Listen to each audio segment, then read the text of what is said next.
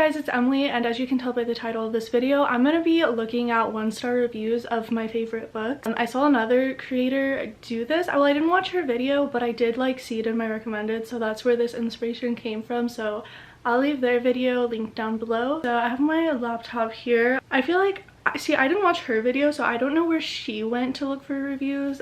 Okay, I think I'm gonna go on Goodreads. I've actually never been on here, but we're gonna use Goodreads because I feel like that's where everybody goes.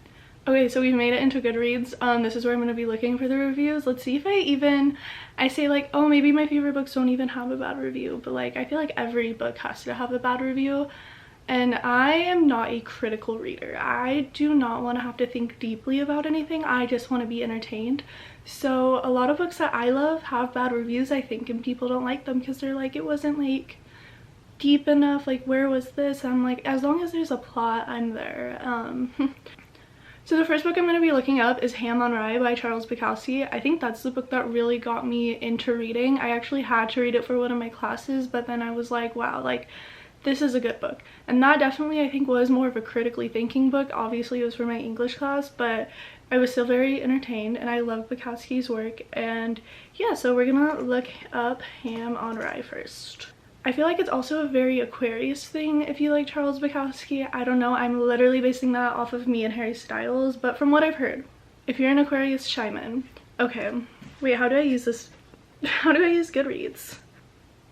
I'm trying to figure out how to, okay. Oh, there's a lot of 1-star reviews. Honestly, I mean, this book has it has like 4,427 reviews. I don't know if that's a lot, but there is 1,059 1-star reviews. So let's go look at it.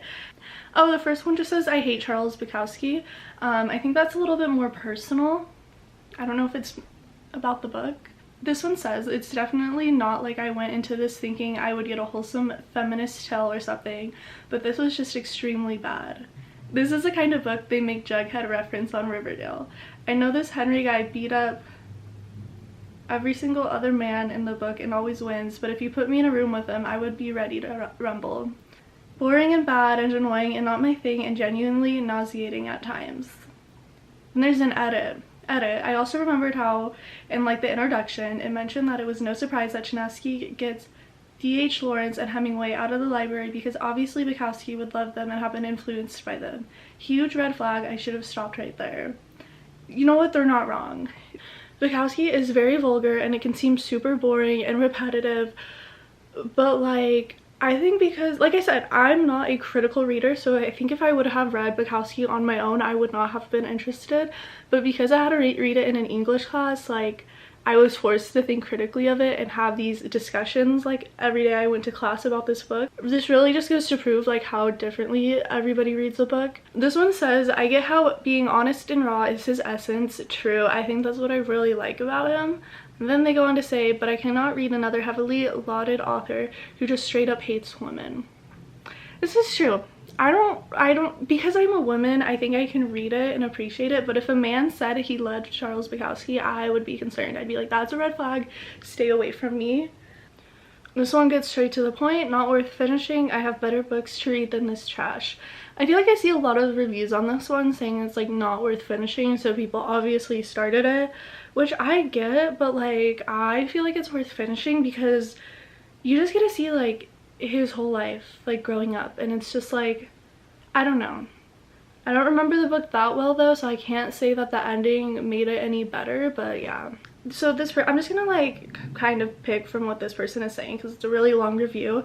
They said, I'm not an English major, so I don't care about reading this, which is a good point because like I said, I was in an English class when I read this. So they go on to say, but the rest was so misogynistic.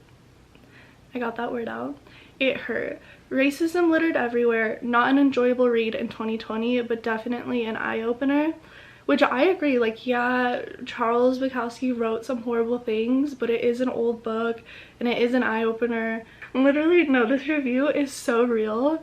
Like, I can't use these words on YouTube, but it kind of just makes me wonder why I literally had to read this for an English class. Like, it's an extreme book, like trigger warning here and there. If you're triggered by things, just like don't even give it a read.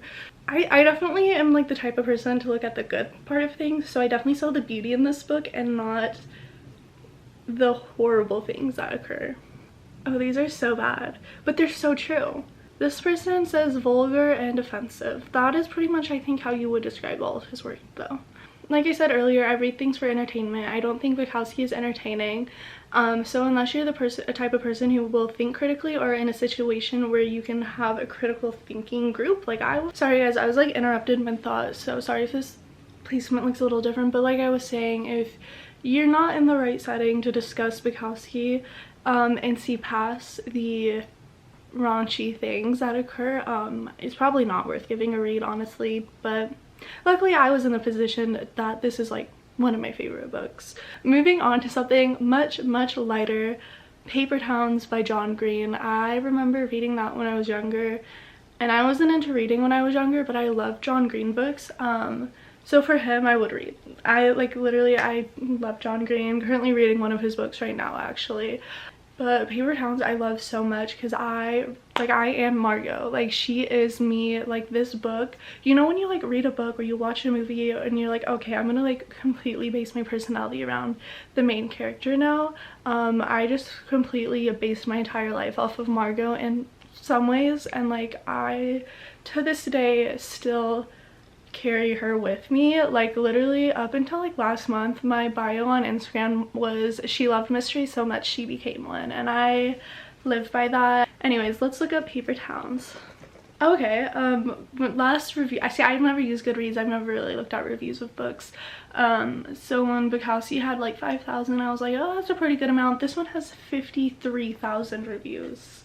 This first one is basically just saying that it's like any other John Green book, which is true, but like, what do you expect from authors? Like, I feel like authors find their niche and they run with it, and that's either something you like or you don't. Personally, I love John Green's writing and like his niche, so that's why I loved all his books. They say all the metaphors are perhaps what made me lose it completely.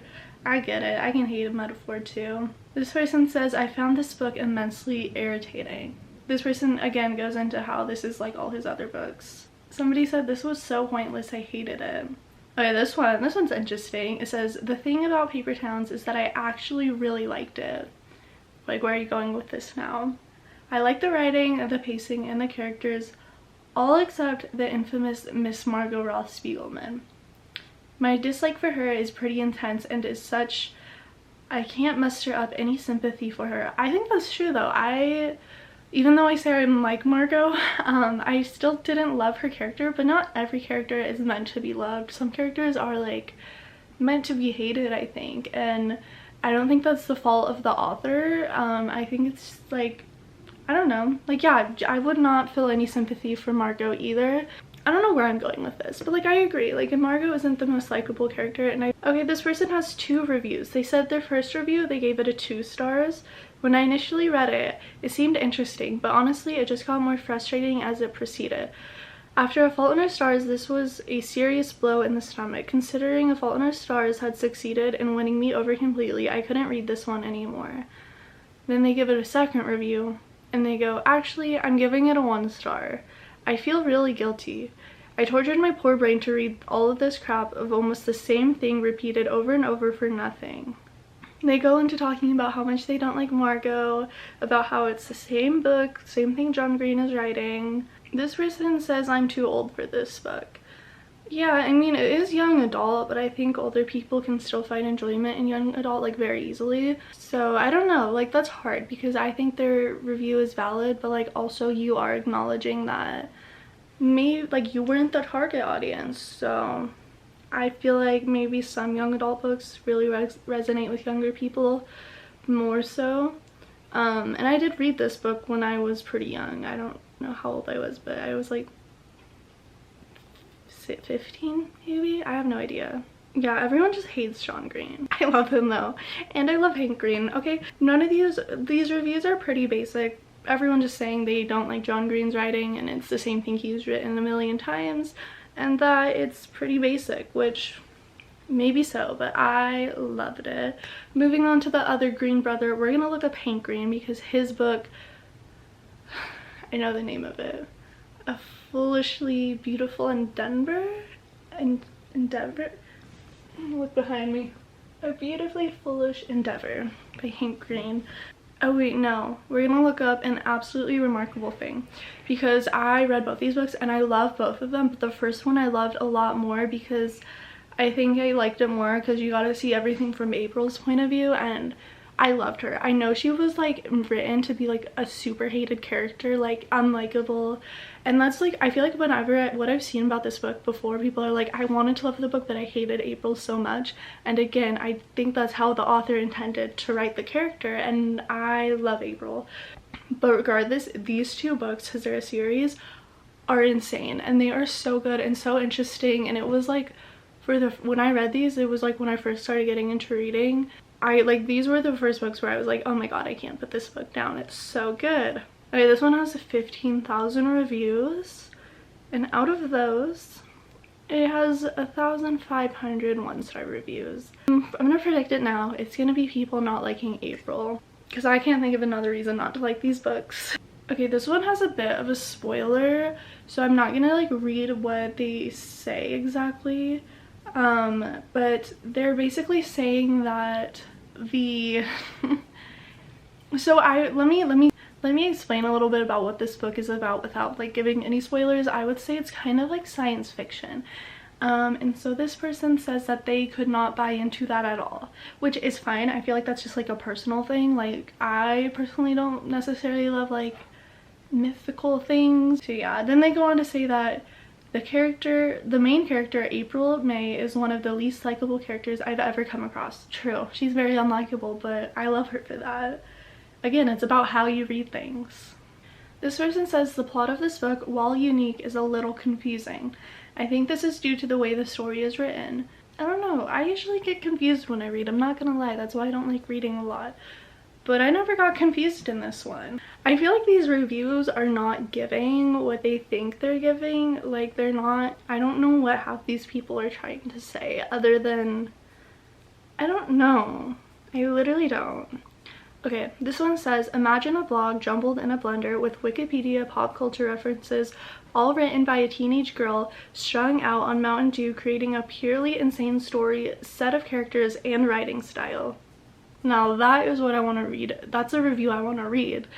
That review is pretty accurate, like, yeah, but that is so fun to read in my opinion. Like, that's what I want to read. So that was a good review. That was a great one-star review. Thank you for summing it up completely and perfectly. This person says, no offense, Hank Green, but like, this book freaking sucked.